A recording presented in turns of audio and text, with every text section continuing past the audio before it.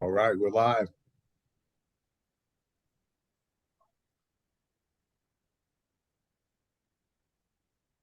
Hello, good morning, everyone. That is just hopping on now. We will be getting ready to start in just a moment. Good morning, Rosie. Good to see you. Good morning. Hey there, how's it going? I don't have to show myself, right? No, you don't. I even shared this on my Facebook page and wrote in a caption to my friends who are following, like, I would love to see your faces, but you do not need to turn your videos on. We just want you guys to get this great information that we'll have to share with you guys today. All right, I appreciate it. Sorry, my dog went into labor this morning, so I'm over here helping birth puppies at the moment. So, No worries, no worries. Oh, I'm wow. gonna turn my microphone off so you guys don't hear all the little whining puppies in the background. No worries. So are there going to be puppies for sale soon? I believe so. I think she's a mix. I want to say like a doodle mixed with a. Honestly, I don't know, but she's cute, and I have an albino puppy, and I have no idea where it came from. So I'm just rolling with the punches today. I am not going to tell my wife about this. We have been arm wrestling about whether or not we get a puppy, and I don't want to lose that match. Fair enough. I'm gonna go ahead and mute myself now. Awesome, great. Okay, we're getting ready to go ahead and get started. And good morning, everyone. Thank you guys for joining us for our Housing Affordability Crisis and Virtual Legislative Roundtable on an amazing discussion today with two of our leaders who will be sharing with us some updates. And one thing we want to do is thank you guys all for joining us for this information. Thank you to our speaker and our moderator. And we'd like to also share with you about Realtist of Fresno County, the organization that is helping to host this event. We want to share our amazing team that has helped us put together all of our events that we have for the community throughout the year. We have currently some homebuyer workshops that are running for the first Saturday of every month. And we have a list in the calendar list for that for you on our website, as well as on our Facebook and Instagram pages with the links in our bio for you to access those events and stay in the know. We'll give you some more updates after our program right before our program ends, on what else you guys can look forward to. And to introduce our amazing team that we have, and some of us are joined here with you today. We have myself, President Aisha Allen, our amazing past president, Lionel Okobi, our chaplain, Mitch Shaw, our wonderful treasurer, Rosie Lopez, our first secretary, Jeff Hess, amazing job at keeping our information and announcements up. Sabrina Brown, our past treasurer. Krishna Law, our member, and Annette De Dios, another one of our amazing members. So thank you guys all, and I'm going to go ahead and hand it over to our chaplain, Mitch Shaw, to get started with a prayer and to begin our event.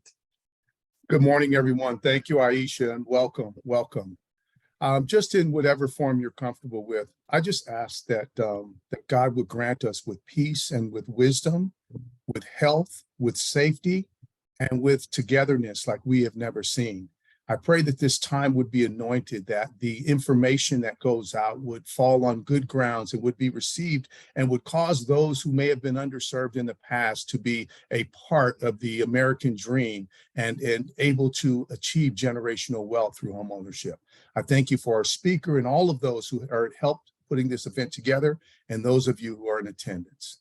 We thank you and we praise you in the name of Jesus. Amen.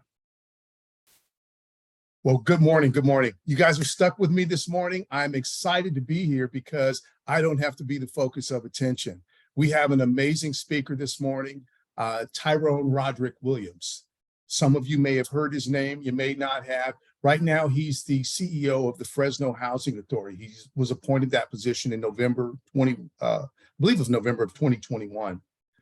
Williams is a native of Texas, and he's passionate about leading efforts. He wants to be able to expand housing, education, health, and equitable economic development in underserved neighborhoods, exactly what we just got done praying about. Tyrone Roderick Williams is a national conference speaker. He's a media contributor. He's an author. He's written a book called Igniting Power to Succeed. I received a BA from Prairie View A&M and a Master of City Planning degree from Massachusetts Institute of Technology. That's called MIT. And one of his biggest accomplishments is the PhD that he received from the School of Hard Knocks. We're excited to have him here. His background includes he's done work for nonprofit, for-profit, government sectors, philanthropic areas. He's worked in Boston, Houston, Atlanta, Sacramento. He's got a vast 25 years of experience here. And he serves on a bunch of boards. He came to Fresno in 2021 and immediately got busy. He's on the Fresno Economic Development Council, probably missed one, Fresno County Education Foundation, State of California CASA Board. He was also recently appointed to the United States Consumer Financial Protection Bureau. We're excited that he would take the time out of his very busy schedule to be here. So I present to some and introduce to others our friend and our brother, Tyrone Roderick Williams. How you doing today, sir? Oh, I am doing well. It's a beautiful day in the neighborhood here in Fresno. So all is well, Mitch. Very good. And you're looking amazing as usual. I will take that bow tie when you're done with it, sir. We'll talk after. All righty. Well, look, I don't want to take up a lot of your time here. This is a great opportunity for us to get a sense of the pulse of what's going on. But I think that we should start with the end in mind. Tell us about your why. Tell us about yourself, Brother Tyrone. What should we know about you that we don't know right now? One is that, as you said, Mitch, I've been involved in creating access to housing my entire career. But, as we talk about home ownership today, my pathway to home ownership has been rocky in some places. I have purchased multiple homes in different cities where I've lived, but I had some real challenges. I've had some credit issues. I've had some down payment saving issues. I've had some foreclosure issues that we've experienced. And all of those issues, I always share sometimes that we made every mistake there is to make. And so my why is to help people avoid some of the pitfalls and some of the missteps that I have made through my path to home ownership. And I'm here to say, no matter who you are and what you've done as far as challenges with your credit or down payment, or maybe you too have lost a home, there is the reality that you can bounce back and you can overcome some real challenges. I'm a poster child for overcoming home ownership challenges and barriers. And so my why today is to just join with you in sharing information that will help those who are on the virtual meeting and those who will view this after we've concluded our time together, to know that if you have a plan, you can stand. So we're going to talk about some plans and some strategies and some opportunities, and I'm just happy to be a part of that. Wow. Thank you for your transparency. What it did for me, that transparency, when I first heard your story, it gave me hope.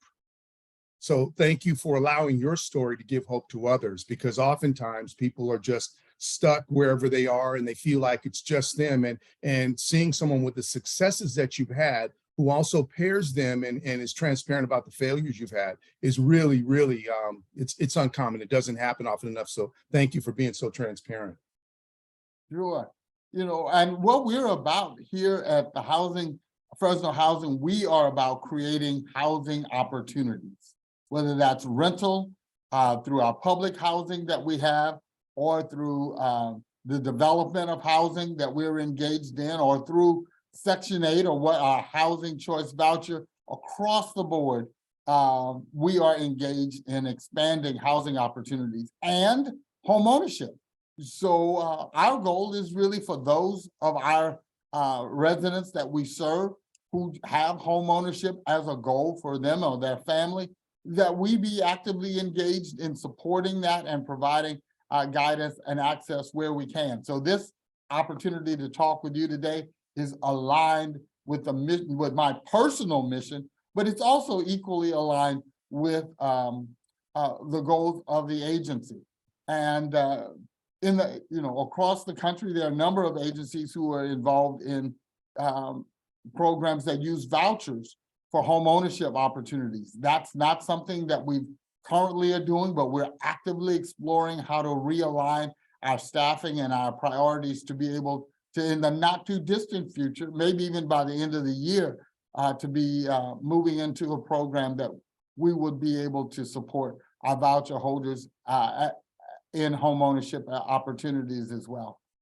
That is incredible. As you were speaking, there is a misnomer. I don't know with the rest of society, but with me, in fact, my mom worked for the Housing Authority for many years in Berkeley, California. And so you would think I would know better, but I felt like the Housing Authority is where I would go if I ever needed help with Section 8, and I limited to that.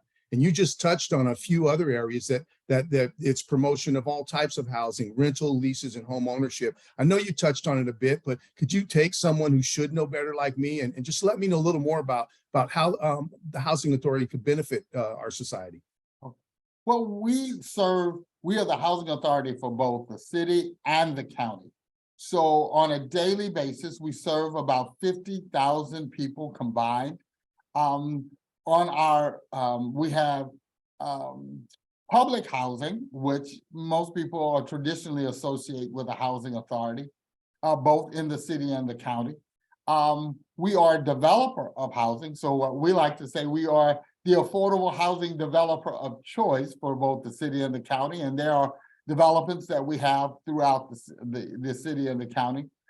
And then we have right now about 13,000 voucher holders. That's people who can take a voucher and go anywhere where there is a landlord or a property management company that has a unit that meets their needs, where they can apply for that unit across the city and the county as well. So, we are in the middle of a housing crisis. So even though we have about 13,000 people with housing choice vouchers, we also have about 1,000 who have a voucher and are struggling to find a place that meets their needs as well. And so we're looking always at the forefront of being creative and looking not only at voucher holders, but trying to identify landlords and educate them about the Housing Choice Voucher Program and the benefits of it, so that we could expand the number of landlords who are open to that as well. So, we are in the final stages of working on our own subdivision in Southwest Fresno called Heritage Estates. There'll be more information out about that, but that's going to be really coming into fruition at the beginning of 2024. So we've always supported home ownership, but we're going to be actively engaged in providing housing, for sale housing from about 50% of the area median income to market. So it covers the full gamut. So yes, we are the housing agency, and we're tackling challenges every day to open up opportunities for housing options throughout the county. Wow, I think you guys just got a scoop here about the upcoming housing development. Keep your ears posted there. And for those of you who have just joined us, we are in conversation with Tyrone Roderick Williams, CEO of the Fresno Housing Authority. Again, Mr. Williams, thank you for being with us. Wanted to kind of shift gears. April is considered, I believe, federally Affordable Housing Month. Is that something? What is significant about that? Well, particularly from a federal standpoint, it's very significant because this month we're celebrating the 55th anniversary of the signing of the act that eliminated discrimination across the country, the Fair Housing Act of 1968. Prior to that, the federal government and the United States court system was actively involved in creating segregated housing and enforcing laws that enforced illegal discrimination and segregation. And so the fact that we're 55 years later, but the truth of the matter is there is still significant issues regarding equal access for all. Part of our role as the agency is to look at eliminating those barriers and doing what we can to address those individuals and institutions that are continuing to support limiting access. That's what this is all about. Wow. It's not eliminating, serving one group over another. Our goal is to eliminate the barriers and open up access for all. And that's what this 1968 Fair Housing Act really began to create a pathway to where we are today. But there's still much work to be done. Absolutely. We could spend the rest of our time here on that subject. You talked about limiting access. I think you mentioned a couple times in your answer. And I think not for the purpose of becoming bitter, but I think that we need to be aware of our history, as it said, or we are doomed to repeat it. What are some of the ways that we have been limited in our access to housing? And when I say we, this is not a racial deal. This is it's ethnicities, it's people with handicaps, it's people based on sexual orientation. What have been some of the limitations posed? Well, let's just kind of start at the federal level. The federal government was the first to be able to develop public housing and restrict it based on race. So there were across the country, there were federal public housing agencies that built housing that were exclusive to white families and other developments that were exclusive to Black families. And there were also rules and restrictions in the sale of single family homes. They're across the country. It's not uncommon in certain communities to have included in the deed that this house could not be sold to a non-white person.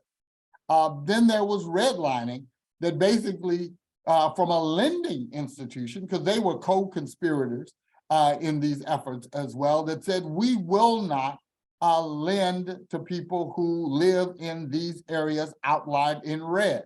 And those areas tended to be high concentrations of Black people, not necessarily high concentrations of low-income Black people, just Black people in general were viewed as a threat to the stabilization of property values and a threat because it would be a door for opening for race mixing. And God forbid Black people and white people come together and live in harmony. And so those are some of the areas. But some of the other areas was zoning, creating zoning laws that restricted apartments or required large lot development or required single family development, knowing that everyone was not going to be able to buy a single family home. And so if you eliminate the ability for apartments to be built, that's one way. Now, people would never say, oh, we're discriminating against people. Well, really, you're discriminating against people who can't afford to buy a house. And so all of those are ways in which we've experienced that. And all of those are ways in which we're combating that even to this day. And then to add, our landlords. It is absolutely illegal for a landlord to say to a Section 8, I will not take your voucher because you have a Section 8 voucher. But what they can say is, oh, well, we have high credit standards, and unfortunately, your credit doesn't match our standards.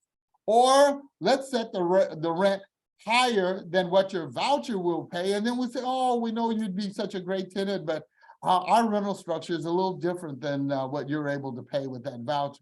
So there are all kinds of other ways in which people can and are attempting to get around that, but we're being very proactive and working to eliminate those barriers wherever we can and wherever we are made aware of them. Thank you for such a candid answer. As you were speaking about zoning, I was reading an article not too long ago, it was in the last week, that said zoning is still one of the largest reasons, as we know that we are very much behind in regards to the number of dwellings in California as opposed to the number of people. And one of the ways we'll get there, not everyone is set to be a homeowner. The multifamily units, one of the biggest reasons I read was because of zoning. And there was even an acronym that was there. It was NIMBY, not in my backyard. Was the acronym that was used that was saying, I don't want multifamily units. I don't want renters near me. So if there's not a place for them to be built and the zoning restrictions are so stringent, it either slows or well, retards, the same word, the process. So thank you for bringing that up. Sure. Well, and that's why I say it's very real in Fresno. We're not talking about someplace else. We're talking about Fresno County and those jurisdictions within Fresno County as well. This is still a concern. Yeah, absolutely. Absolutely. We, where could a person go for help? We're talking about the restrictions and limitations. Another one that I thought of that you were talking about is even the appraisal process. That Absolutely. Once a person becomes a homeowner, that there is a, let's just say the nicest way I can say is there can be variations in the way one group of people are appraised, the value of their home is appraised versus another. Well, the good thing about the appraisal is that here in California, if you feel like your appraisal is coming in undervalued, there really is the ability to ask for a second appraisal and through the I don't, you all may know better, but there's a website I think that's tied to the State Appraisal Association, where if you feel like you got a complaint that you can actually log that on. But always, if across the board, if you feel like you're being discriminated, number one, call your representative. Sometimes, you know, we don't think that the political process is one that really could help, but it is one way to really get some attention on your particular issue. And I would encourage that. Absolutely, absolutely. In regards to another place or area that we need help, are there agencies that we can reach out to that can help us if we're having problems or feel like we may be being discriminated against? Well, one of them is always HUD. Anyone can file a complaint with HUD. The other is the Consumer Financial Protection Bureau. The Consumer Financial Protection Bureau, particularly if you have concerns that a financial institution is not being fair and forthright with how they are, you're being dealt with. The Consumer Financial Protection Bureau has on its website an area where you can file a complaint, and they have the ability and do follow up and do research, and then can get back to you on that as well. So that's another opportunity for anyone at any point, particularly if you're dealing with a financial institution. Awesome. Thank you. And there's no need for me to recap what you're saying. I just want to make sure that we're all all on the same train, going the same direction. I've heard you point out some deficiencies or some inequities in the home buying process, even in the rental process. And working together, and so how I think we have need to work with someone that should probably put yourself on mute. I'm hearing a little background noise. Thank you so much. Mr. Williams, you've pointed out a lot of the inequities in the home buying and the rental process. You've also given us some solutions. Why is it important that a person knows what the issues are and where they can get help? Why is that important to someone that maybe is been locked outside? One, the whole home buying process is, if you've never gone through it, there are multiple aspects of it, and being informed and aware is absolutely essential. That's why forums like this and home buying workshops and seminars are absolutely essential to successfully navigating the whole home buying pathway. starting, and that's why you all are so essential, because I believe that you are, the realtors are sensitive to issues that really impact people of color, that others who are not engaged in the real world in which we face, they may not be aware or sensitive to the issues to the degree realtors are. And there are ways in which we can have pitfalls if we don't have proper guidance. And so getting educated, getting the right assistance, like a realtor to help you navigate, understanding that sometimes it can be a long-term process. You have to start where you are and then work your way through. There's always the issue of credit. There's the issue of saving the down payment. The real issue of finding that first home. And each one of these require assistance and guidance and information. And so having forums like this and assistance is absolutely essential. I would never encourage, and as someone who, I think we're in our 5th home now, I would never encourage trying to navigate this without all of the help that you all can provide. Wow. Wow. Great information. Great information. Again, we're speaking with Tyrone Roderick Williams, CEO of the Fresno Housing Authority. We are involved in a conversation where we are getting firsthand from someone who has a degree in city planning, who is heading our housing authority now, who has gone through personally different successes and failures in regards to home ownership. So those of you who are listening, I'm going to give you an assignment. Share this information. Share this information. Maybe you have a home, but if I can go out on a limb, I don't believe that we speak about this enough to our friends and our neighbors at the grocery stores. You know, we can talk about who won the Super Bowl last week, but we should make this a part of our dialogue, and it should be fact-based. And we have an opportunity through Tyrone today to get those facts. So thank you again, sir, for being with us. Well, it's an honor. It really is an honor, and I appreciate everyone for being on and taking time out of their schedule to be a part of the conversation. Good deal. Well, look, let's shift gears a bit. Let's talk about creating affordable housing in the city of Fresno. What does the horizon look like? I know we've talked a bit about zoning issues, but what are you seeing? What are your thoughts on creating affordable housing in, so let's say, Fresno County? Well, as you indicated, there is the city of Fresno, and then there's the broader Fresno County, and we serve both. I have to say that the city of Fresno, through its mayor and the total support of the city council, have really, within the context of the resources that they have really highlighted home ownership and the building of affordable housing. The mayor has really taken that on, and the council members are very supportive of that. And so under his leadership, supported by the city council, you know, he's come up with a housing strategy that we are in the process of partnering with him to implement.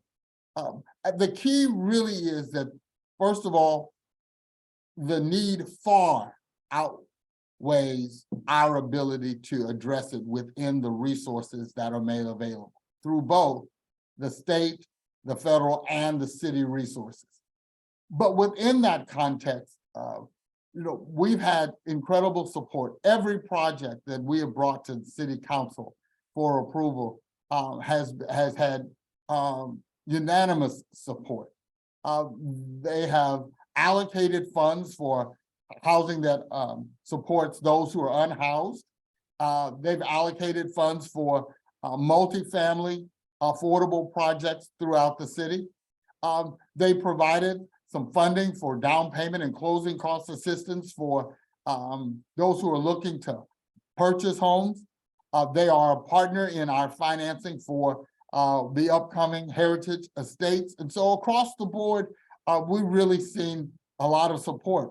On the county side, the level of support that the county provides in providing affordable housing is really through housing supports. The focus has been on providing support for those who need social services or behavioral health services. And that's where a significant amount of their attention has gone as well. And some of our developments are for people who do need additional support services. And so being able to partner with the county and providing those resources, it has been very helpful, and they are supportive as well. So we are working together. It is never enough. Let's just be honest.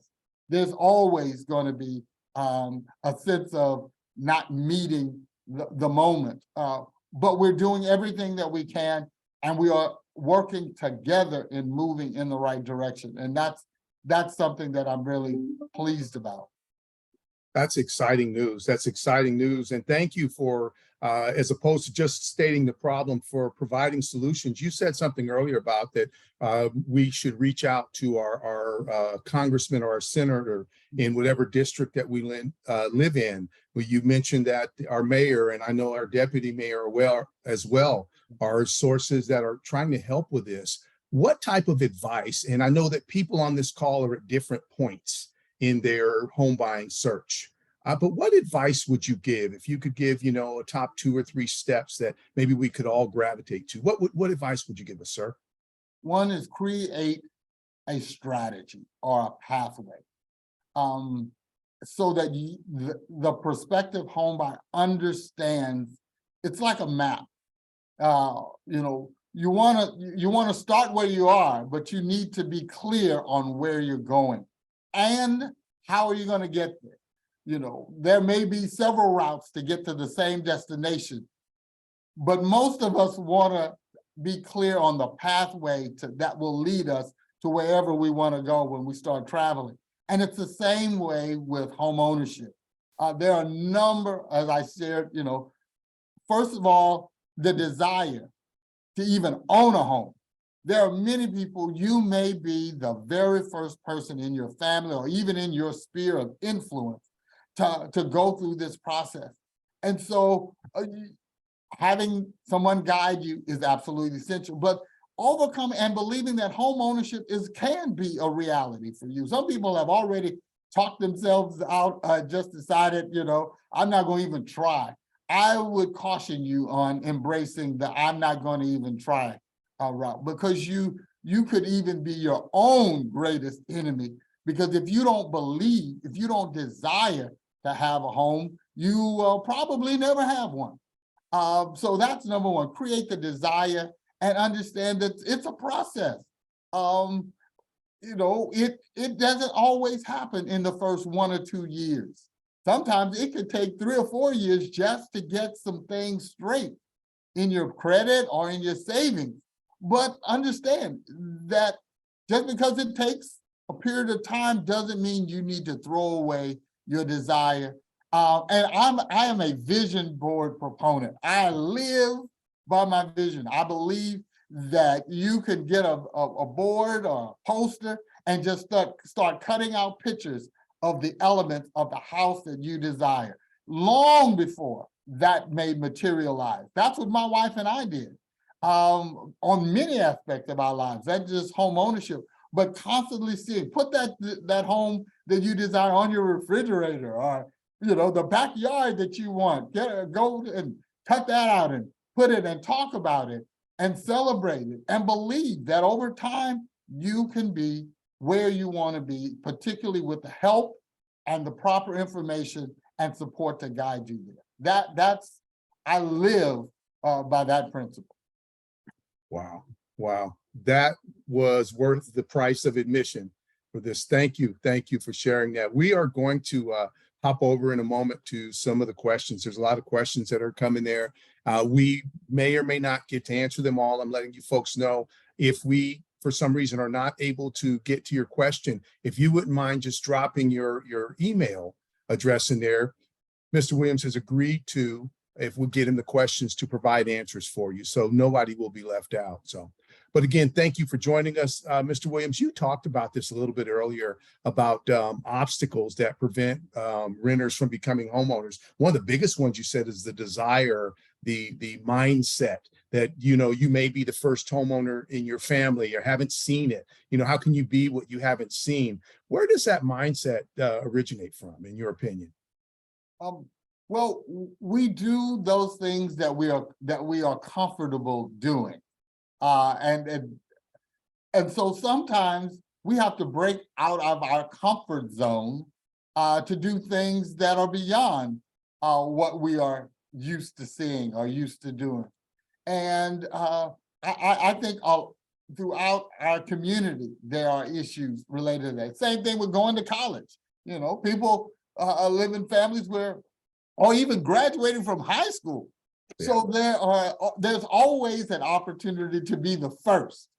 And if being the first to own a home, which really lays the foundation for so many other things. We know that when you own a home, that there is security in where you live and that your housing is secure. When you own a home, then that becomes the foundation for other things like academic achievement or starting your own business or the foundation for beginning to generate generational wealth. Maybe that, you know, your home is something that you are passing on to other members of your family. So the home is so important on many, many different levels. And that's why I would encourage people, go dream building, drive down, go visit neighborhoods where you know that's out of your price range, just getting comfortable looking at neighborhoods, you know? That's what my wife and I did. We would go drive down, we would go visit $1 million neighborhoods when we didn't have and still don't have $1 million resources. But you know what? It expanded our idea of what is possible for us. And so, you know, it didn't cost us anything but some time. Go to open houses and just look around, see, imagine yourself in a place like that. Even though that may not happen today, who's to say it can't happen in the coming months and years? Don't limit possibilities. Don't be your own worst enemy, you know? That's my story and I'm sticking to it. Thank you for that message of hope. I'm going to jump over to a couple of questions that I saw in the chat. Thanks to everyone who put their questions in and everyone who joined us. We honor you for being here. These calls are for you. Believe me, I don't like hearing myself talk. I don't think anything that I have to say is that important. Mr. Williams is giving us a great deal of information, but it's for you. So I pray that it benefits you or someone you know. Let's see here. Tasha Jones says, why does Fresno County Housing Authority not offer home ownership for Section 8 recipients like they used to? Well, in the past, we have, but the program really had some significant challenges, and not only here in Fresno, but across the country. Many housing authorities toyed with the idea. It is one that requires a great deal of preparation, and it's one that the home buyer really has to be properly educated on, because the goal of home ownership is really to be financially independent, to be able to carry that mortgage within your own resources. When you use a Section 8 voucher, that means really that you are still at an income level that would not support ongoing carrying that mortgage. And so you are going to need to continue to use that voucher, and to qualify for that voucher, your income's going to have to be limited. We talked about the role of the federal government in creating, you know, programs that really could backfire. Our goal is financial independence, self-sufficiency, to not have to depend on the federal government to continue to subsidize your housing, because they will continue to create guidelines and rules and regulations that limit and restrict your ability to have income. And so there's a real tightrope between qualifying for a Section 8 voucher, using that to buy a home, but then still being under the restrictions of being eligible for the voucher. And so on the surface, it sounds wonderful. Oh, people are into homes, but people can lose a home too. And people who are right on the margin, that's a delicate place to be.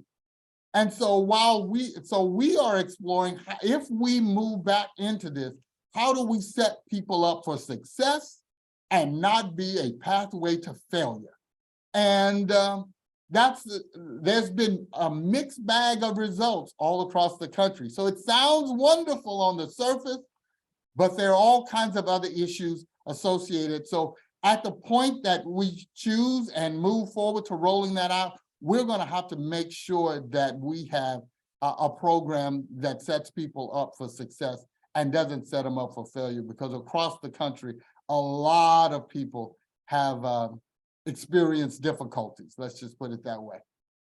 I love that answer. I was looking at statistics that failure in home ownership, you mentioned earlier that some people may have been the first in their family to become homeowners. When you take, say, all the houses, the homes that were foreclosed on in 2008, there is widely accepted a view that because that those folks that lost their home, whether it was due to their fault or more likely due to the savings and loan debacle, those people are left with a deal where they have a sour taste in their mouth. They don't want to be homeowners anymore. It was a bad experience for them. They don't want to talk about it. They won't promote it. So the fact that you are looking not just to get homeowners, but to get people to be, where it will stick, where they will be able to stay there, because it is, I mean, if it's not something that's in your background and then your only experience with it ends in a foreclosure, you're not likely to promote it in the future. So thank you for pointing that out. And the other challenge, I caution, once you get qualified for a mortgage, my recommendation, never go to the high end. You don't know what changes in your income through the economy or through job transitions will come. So, be safe, because I got approved for an $800,000 mortgage. Well, yes, you did, but there are other considerations as well. So, a lower level mortgage that you can meet and not become house poor. House poor means you pay your mortgage, but you have no other money left. You can't go on vacation. You can't pay a bill if it comes out of the dark of night. If something's broken, you don't have enough money to fix it, because all of your money is going toward, covering that mortgage. And so we want to approach home ownership with a balanced view and a long-term view. And you want it to be a blessing and not a curse as well. I'm speaking from experience, okay? That's all I'm gonna say about that. That makes two of us. That makes two of us. Referring back to the chat, Myrna Garcia, thank you for your contributions. I think, Mr. Williams, you'll find that you've answered a lot of her questions, but I'll kind of give you a summary. Myrna talked about us being the change that we want to see in our community. Another question was, from your point of view, do you see the current work towards increasing housing options by our city sufficient to address the shortage? I think you answered that, but is there anything that you'd like to add to it? Well, I know they are committed. I know that it's insufficient to meet the need. Not only is that the case here in the city of Fresno or Fresno County, for a significant number of people across the United States, we're in the middle of a housing crisis where the need for housing far outpaces the ability, one, to produce it, because there was a housing shortage, because there wasn't housing being built, particularly after the Great Recession. Home builders, went out of business by the thousands, and a lot of them have not returned back to the market. And then you have the escalation of housing values for the housing that does exist because of such a high demand. And so all of those pressures and market forces are impacting not only the pipeline, but the financing and the pricing as well. Got it. Thank you. Thank you for that. I know that we are getting up against it in regards to time. I can't thank you enough, which is why I keep saying thank you for being here. But I want you to have the last word. If there was just a couple of points that you would want us to leave with, you said, I know that everything you said was valuable, but if you could say, don't leave without this, what would that be, Mr. Williams? All things are possible to those who believe. Wow. Wow. You heard it here. All things are possible to those who believe. You heard this directly from the CEO of the Fresno Housing Authority, Brother Tyrone Roderick Williams. I also love that you said, if you have a plan, you will stand. thank you so much for being with us. God bless you, brother, in your endeavors. And again, just anybody that has questions, if they didn't get answered today, make sure you put them in the chat. Thank you for putting up with me. And I'm going to turn this back over to the president of the Realtist of Fresno County, Miss Aisha Allen. All right. Making sure I get myself unmuted. Thank you guys both for that amazing presentation and conversation in regards to important aspects that are happening here in the city of Fresno. Thank you so much for Tyrone. Again, as I say, every time we have an opportunity to discuss things with you, you share a wealth of knowledge and information. Thank you for being a resource to us and to our viewers. Attendees, we have recorded the session and we will be sending out the link for that once that gets published, and also some contact and resource information that Tyrone has provided for us to share with you guys in regards to some of the topics that we've discussed today. Thank you again, Mitch, for being our amazing moderator. Love your energy every single time, and you execute so immaculately. Thank you for leading that discussion, that important discussion with us today. There are a few other things that we did want to share with our attendees. We have this is our Realtist Week, and then we do have another event on schedule for this Saturday, which is our Homeowners Initiative with One Fresno program. And we have Marcela Garcia with Alameda Mortgage, who will be joining us to talk about the programs that they have available for down payment assistance and just lending programs in general. She will also be touching on the updates in regards to the Dream for All program that we know a lot of folks know that our funding is now have been put on hold. So she'll be sharing some information and details about what's going on with that and answering questions that folks may have in regards to that as well. And then make sure that you save the date, Saturday, April 29th. Put this on your calendars and make sure that you register. There is a home buyer conference that is being held by the Southwest Fresno Development Corporation. This will be held from 8 a.m. to 3 p.m. at the Westside Church of God at 1424 West California in Fresno. You want to make sure that you come out because you'll be able to meet lenders, realtors, learn more about how to improve your credit score, so much more. We will have a booth there to answer any questions related to home ownership and buying. We do have home buyer workshops still on the calendar for the remainder of the year. And you can meet with one of our Realtist members there as well and schedule an appointment to sit down and have a one-on-one discussion about your plans for purchasing a home.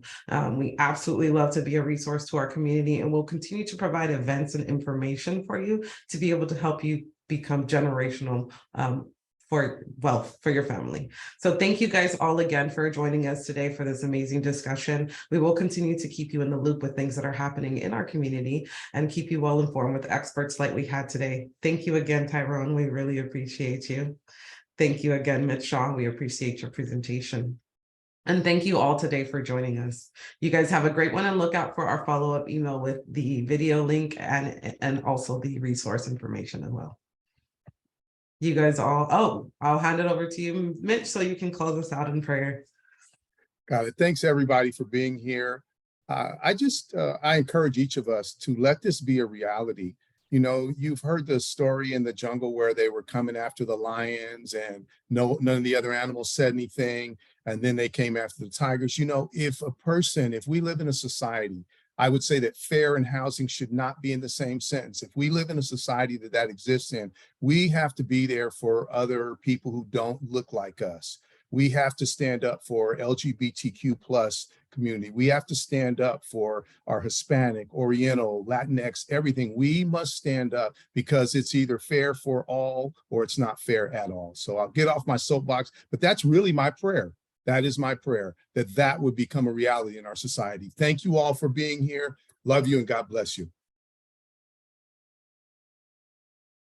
They love your soapbox. I love it.